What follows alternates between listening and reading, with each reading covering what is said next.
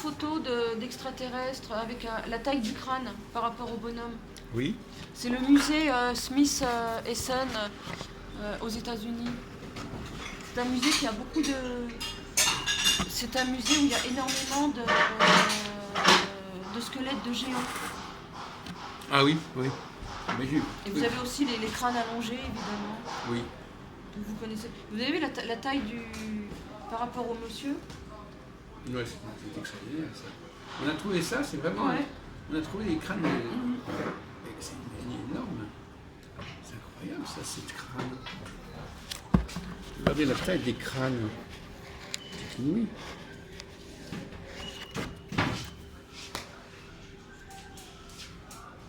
Oui. Alors il y a aussi. Par contre, c'est marqué en anglais. Vous avez un problème avec l'anglais, mademoiselle Olivia? Je le comprends, mais bon, faut pas non plus. Alors en anglais, on appelle ça le squatting man, c'est-à-dire que c'est un. Alors, on a trouvé des pétroglyphes Oui. à la nuit des temps dans le monde entier et qui correspondraient à une projection. Comment je pourrais le dire en français? C'est pas du nucléaire, mais c'est du. Ça correspondrait physiquement à une sorte de. Comment est-ce qu'on pourrait dire? Oui. Ce truc-là, c'est de la science. Ce serait la même image. Ça, c'est un pétroglyphe dans le monde entier. Et ça correspondrait à une image. C'est pas du nucléaire, c'est autre chose. Comme l'ADN un peu. C'est pas de l'ADN. Enfin, ce serait une réalité biologique, un code. Oui, c'est dans le. En français, comment on appelle ça? Le génome. C'est pas du génome, c'est une sorte. C'est de la science pure. Oui, ça va. Bon, en tout cas, ce sont des données scientifiques. C'est des données scientifiques. Et on a découvert que dans le monde entier, il y avait des glyphes, des glyphes qui représentaient exactement. On l'appelle le squatting man en anglais. Et qui représenterait une sorte d'image scientifique. Du plasma. Ah oui, d'accord. Une image en plasma. Une image en plasma. Et donc cette image en plasma en laboratoire, c'est la même image que le squatting man qu'on connaît retrouvé par les archéologues. Dans le monde entier, hein. Arizona, Arménie, Nouveau-Mexique, Espagne, Venezuela, Italie, Émirats arabes unis, dans les Alpes, Tucson, dans le monde entier. Donc j'ai un ami qui me donne tout ça, est-ce que ça, ce ne sont pas les anciens astronautes? Point d'interrogation.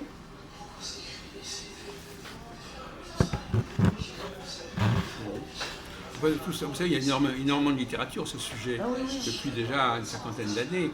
Les livres de Robert Charroux, etc. Enfin, c'est une très vieille histoire, l'histoire des ovnis, depuis longtemps. Alors, est-ce qu'il y a eu des faux, enfin, des escroqueries, des fausses alertes, des documents qui s'expliquaient autrement? Parce qu'il y a aussi tout un travail là-dessus. On dit, voilà, on a cru que c'était ça. En réalité, c'était un truc naturel. Là, par exemple, certaines structures dans les champs, les crops. Les crop circles. On dit que c'est peut-être pas forcément. Ah si, les crop circles, quand c'est des vrais, pour moi c'est extraterrestre. Vous savez qu'un crop circle, au Canada, ils ont mis une caméra et ils ont réussi à filmer la création d'un crop circle, c'est en 4 secondes.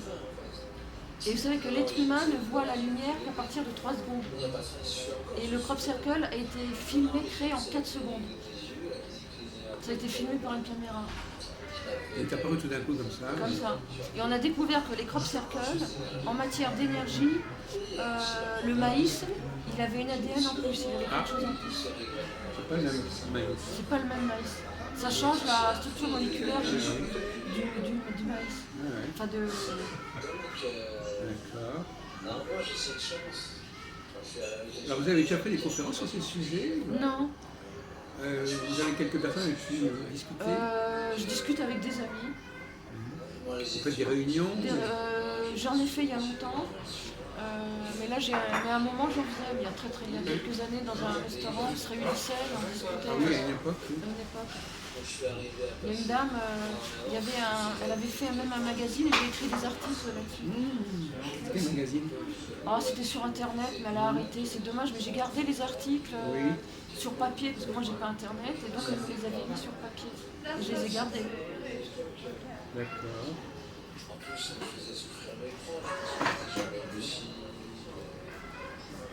Qu'est-ce que je peux vous poser comme question? Quelles sont les intentions des institutions? Est-ce qu'ils provoquent des révélations? Est-ce qu'ils transmettent des messages à certaines personnes? Il y a les deux.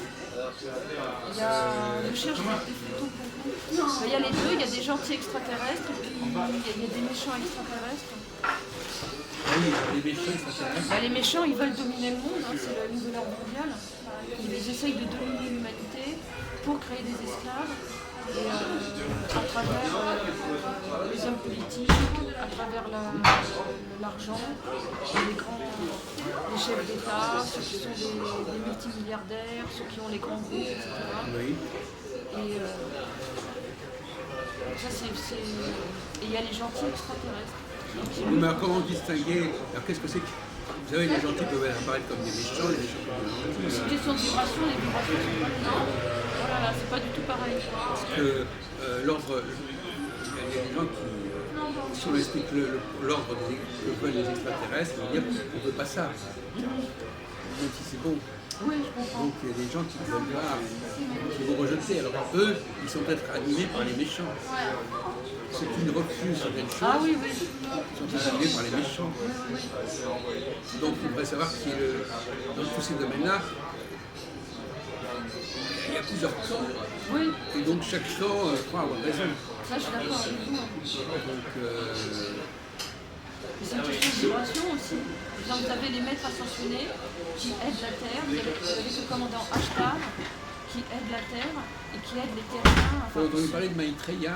Oui, Maitreya évidemment. On parle beaucoup parce que je fréquente beaucoup leurs réunions. Maitreya évidemment.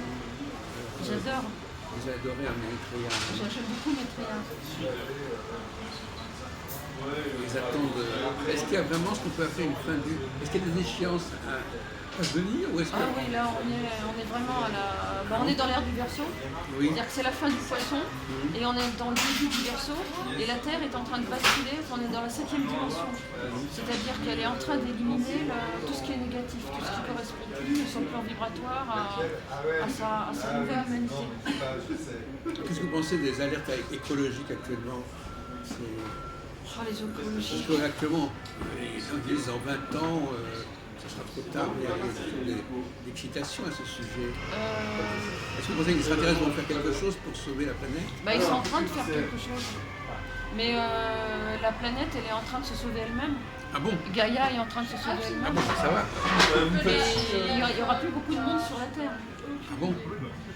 D'après ce que j'ai lu, vu qu'on est en train on bascule, on est dans la 7e dimension, donc il y a une nouvelle vibration qui s'ouvre, qui est là, et ceux qui décèdent maintenant, ce sont des gens qui ne supportent pas cette vibration.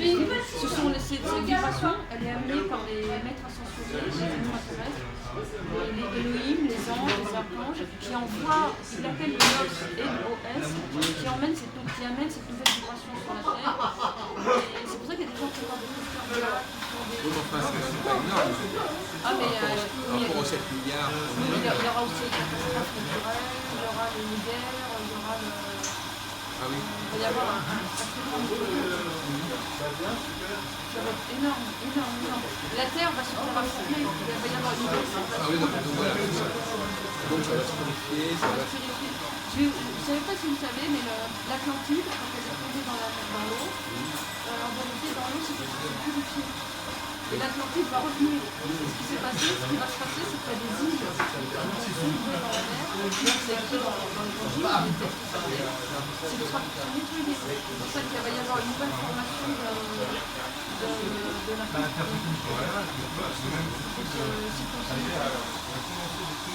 Gaïa est en train de mourir. La Terre va. Moi j'ai senti les énergies. Mais ça va renaître. Oui, là il y a une nouvelle terre qui va émerger. Une nouvelle terre autre part. Non, ici, avec une nouvelle vibration. Oui, oui, oui. Si on y arrive. Par contre, il y a un autre scénario qui pourrait exister, c'est que si l'humanité n'arrive pas à émerger, c'est que les extraterrestres vont nous enlever, enfin enlever une partie de l'humanité, et on sera amené dans une autre planète. Ah oui, carrément. Donc là, on ne sauve pas la Terre, on sauve les terriens. On sauve une partie. Hein. D'ailleurs, c'est marqué tout est marqué dans l'Évangile, dans l'Ancien Testament, dans les Évangiles. Oui, dans l'Apocalypse. Tout est marqué, tout dans l'acte des apôtres. Les non-morts voleront avec les morts, c'est marqué noir sur blanc. Et tout ça, c'est passionnant. C'est vraiment passionnant.